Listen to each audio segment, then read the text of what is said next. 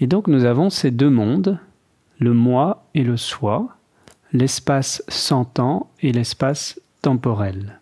Et c'est là que le mental peut commencer à être efficient, parce qu'il ne cherche plus à voir directement, donc il y a la foi qui est nécessaire dans ce mouvement, il se met au service du cœur et il reçoit l'information. Par contre, il est joyeux de pouvoir utiliser son plein potentiel, c'est ainsi que le mental s'épanouit, parce que s'il n'a plus à prendre en charge, s'il n'a plus donc, autrement dit, à faire des choses qui ne concernent pas, parce que ce n'est pas son rôle de prendre en charge, eh bien, il est disponible à 100%.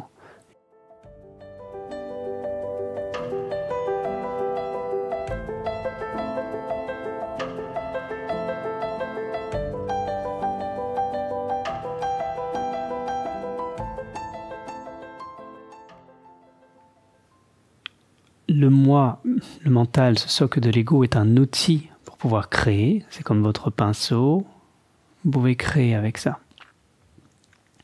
Mais la source de la créativité n'existe pas au niveau du mental. C'est ce que nous avons vu hier soir, ou hier matin plutôt. C'est quelque chose que vous devez aller puiser ailleurs, par exemple dans vos instincts, au niveau de la voix du cœur, au niveau de vos intuitions. Ça veut dire que vous accédez du point de vue de votre mental que vous pouvez rassembler pour être bien stable, bien présent, avec une force de concentration, une capacité intellectuelle intéressante, une capacité à mettre en mots, à gérer, à regarder autour de vous, à manipuler les concepts, à vous positionner, à socialiser, etc. Donc vous avez une base saine à ce niveau-là, le socle de l'ego. Donc là, il n'y a rien de malsain à cela. Hein. Il n'y a pas de considération forcément de ce que vous en faites et vous gonflez pas l'ego avec ça. Mais c'est bien aussi, à ce moment-là, vous n'êtes pas non plus dans le manque d'estime de vous-même. Vous êtes bien, vous êtes confiant. Bien, là, vous avez un outil stable. Et c'est une certaine fréquence, tout ça, ce fonctionnement du mental. Ça joue sur une fréquence. Celle qu'on vient de dire, une fréquence analytique, une fréquence assez horizontale, si on peut dire, du mental. Et donc, ce mental-là, cette fréquence-là n'est pas celle de la création. C'est l'outil qui permettra de manifester la création, mais ce n'est pas là qu'il va avoir de la fertilité. Si le mental veut créer, il ne fait que cloner, il reproduit à partir du connu. Il copie. Il ne sait pas créer. Il peut raffiner, développer, faire à partir de ce qu'il sait déjà. Il fait du neuf avec du vieux, quoi. Mais il ne peut pas créer parce qu'il n'y a pas de... Il n'est pas à la source de quelque chose qui n'existe pas encore. Il ne peut que partir de ce qu'il connaît déjà. Donc il crée à partir du connu. C'est pour ça que ce n'est pas une vraie création. Le connu, c'est ce qu'il a emmagasiné. C'est-à-dire, il en fait des croyances, etc. Toute sa façon de concevoir la vie. À partir de ses croyances, il peut développer des concepts. Mais il ne peut pas créer. Il peut donc traduire. Vous voyez ? Pour créer, il ne faut pas partir du connu. Il faut partir de l'inconnu. L'inconnu, c'est ce qui n'est pas manifesté aux yeux du mental. Le mental, lui, il a ses sens qui sont propres à lui et qui lui permettent de projeter vers l'extérieur, mais ce sont des sens qui sont utiles dans son fonctionnement et qui sont limités. Ce n'est pas la même chose que des sens qui vous permettent de ressentir à l'intérieur. Toute cette sensibilité n'est pas le mental. Mais le mental, je ne dis pas par là, encore une fois, que c'est un ennemi qui n'est pas utile ou pas légitime.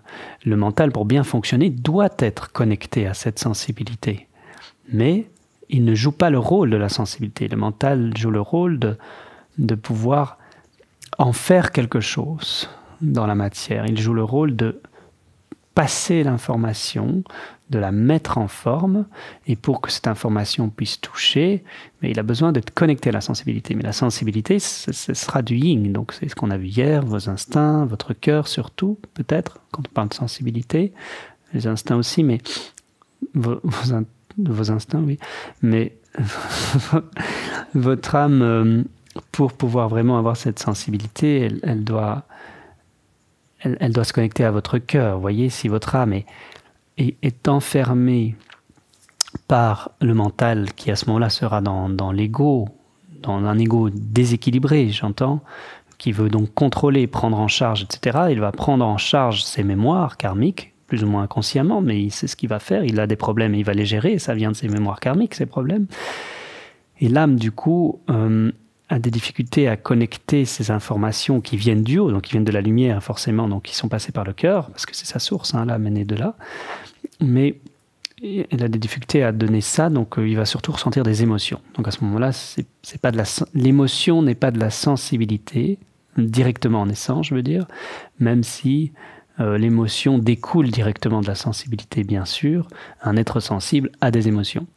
Mais l'émotionnel est fort proche du mental parce que c'est mécanique, c'est réactif. Donc ce n'est pas très subtil. L'émotion n'est pas subtile.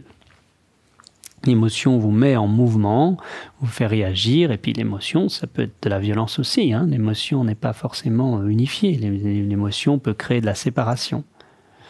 Donc l'émotion sert dans la dualité. L'émotion est presque une traduction de la sensibilité dans la dualité. Donc on voit bien que l'émotion commence à se dissocier de la sensibilité lorsque on se sent séparé. C'est pourquoi l'âme ne retrouve pas le chemin du cœur ou ne reçoit pas la lumière du cœur parce que s'interpose entre le cœur et l'âme l'ego qui se considère et croit pouvoir faire quelque chose et gérer cette histoire et voilà, et contrôler les choses, alors qu'il a besoin de se mettre au service du cœur pour être en paix. Et donc en se retirant, il laisse la place, il laisse le passage de la lumière du cœur, et entre l'âme et le cœur, il y a donc plus que la lumière qui peut couler. Et donc là, alors on peut ressentir son instinct, mais dans sa sensibilité, on peut s'intérioriser, on n'est pas dans quelque chose de l'ordre de la survie primaire, de l'instinct de survie animal. Donc le mental a besoin pour bien fonctionner d'être en harmonie avec tout ce qui est de l'ordre de la sensibilité, de l'intérieur. Et c'est ainsi qu'il est en paix parce qu'il n'a plus besoin de porter. Lui, il fonctionne bien quand il traduit, il passe l'information. C'est un passeur, c'est pas quelqu'un qui porte.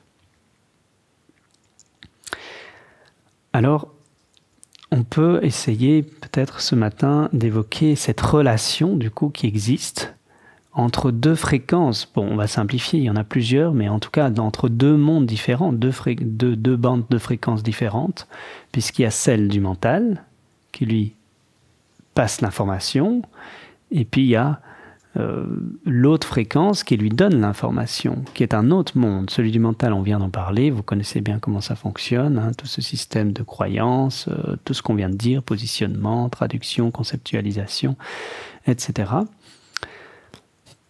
Et l'autre monde, eh bien ça n'a rien à voir. Le mental, lui, est un monde qui est dans le temps et dans l'espace. Donc, il place les choses dans le temps et dans l'espace. Il aime ce qui est positionné et positionnable. Donc, il aime le concret. Il aime les coordonnées concrètes en 3 dimensions. Il aime articuler les choses, placer un mot l'un après l'autre. Il aime la structure, il aime la sémantique. Il aime bien vraiment pouvoir tout positionner dans la matière pour que ça tienne ensemble. Et l'autre plan où se trouvent toutes les informations que lui va traduire et positionner dans la matière est un plan qui est pour le mental complètement chaotique. Parce que rien n'est positionné. Tout est complètement partout. Toutes les informations sont là. Non seulement dans l'espace, donc elles sont n'importe où, mais dans le temps, en plus, elles sont toutes là maintenant. Il n'y a ni espace ni temps. Elles sont complètement ici et maintenant, mais ce qui produit du point de vue du mental un chaos.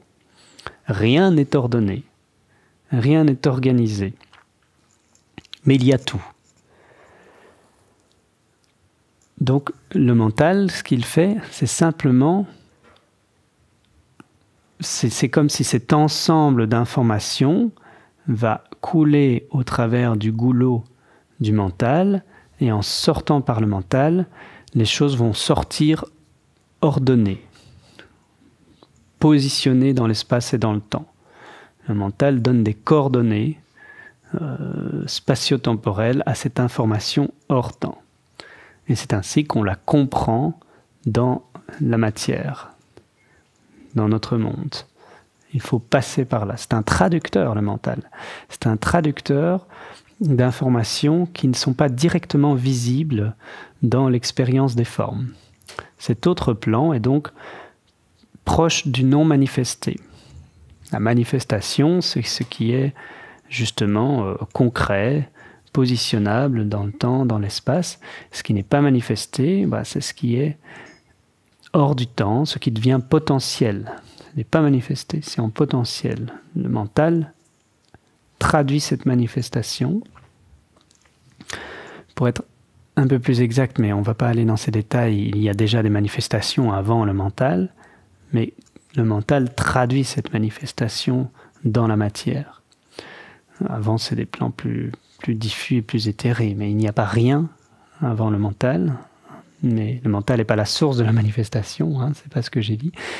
Mais il permet de concrétiser tout ça, et on peut en faire quelque chose dans une expérience incarnée. Et il va chercher donc l'information, il se met en accord avec l'information qui, elle, se trouve dans ce champ des possibles. Et donc nous avons ces deux mondes, le moi et le soi, l'espace sans temps et l'espace temporel. Et c'est là que le mental peut commencer à être efficient, parce qu'il ne cherche plus à voir directement, donc il y a la foi qui est nécessaire dans ce mouvement, il se met au service du cœur et il reçoit l'information. Par contre, il est joyeux de pouvoir utiliser son plein potentiel, c'est ainsi que le mental s'épanouit, parce que s'il n'a plus à prendre en charge, s'il n'a plus donc, autrement dit, à faire des choses qui ne concernent pas, parce que ce n'est pas son rôle de prendre en charge, eh bien, il est disponible à 100%. Il ne se fatigue pas, il ne s'épuise pas. Donc le mental, ce qu'il aime, c'est servir fondamentalement, puisque c'est un passeur, c'est un traducteur, donc il aime servir.